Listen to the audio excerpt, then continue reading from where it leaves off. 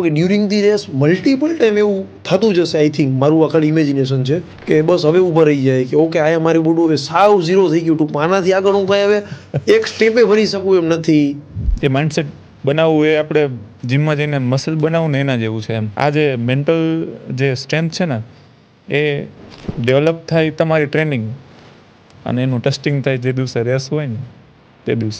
તો એકવાર એક બહુ સારા મેરેથોન રનરને કોકે આ ક્વેશ્ચન પૂછ્યો તેમ, which is hardest or toughest part of your marathon. તો એને શું કીધું ખબર?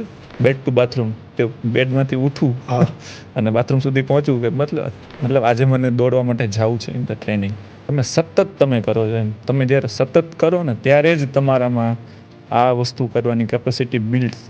શું કહે, ટફેસ્ટ સિચ્યુએશનની અંદર હો તમે અમારી ટ્રેનિંગ છે ને એ કન્ટિન્યુ રાખી. મારું મતલબ ફેવરિટ છે. મને એને વરસાદ ચાલુ હોય ને ત્યારે મને દોડવું બહુ જ ગમે. માઇન્ડસેટ તમારું એવું થઈ ગયું ને કે તમને તકલીફ જેવું દેખાય જ નહીં. એટલે તમારું માઇન્ડ છે ને એ ટાઈપનું એકદમ, મતલબ એનું એક જે વસ્તુને જોવાનો જે આપણે કહીએ ને આઉટલુક છે, કે જે વસ્તુને આપણે કેવી રીતે જોઈએ છીએ એ જ વસ્તુ પહેલાં તો તમારી ચેન્જ થાય.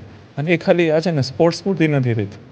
જિંદગીની અંદર બીજી કે તમે 17 કલાક એકવાર આયર્નમેન કર્યું હોય ને, તમને કોઈ દિવસ છે ને ગીવ અપ કરવાનું તમને માઇન્ડમાં થોટ ન આવે. તમે કોઈ પણ વસ્તુ સમજો કે કદાચ ચાલુ કરો, તમે 10 જણાને કહો તો કદાચ 10 જણા ચાલુ કરે, પણ 10 દિવસ પછી એમાંથી ચાલુ હોય એવા કેટલા જણા?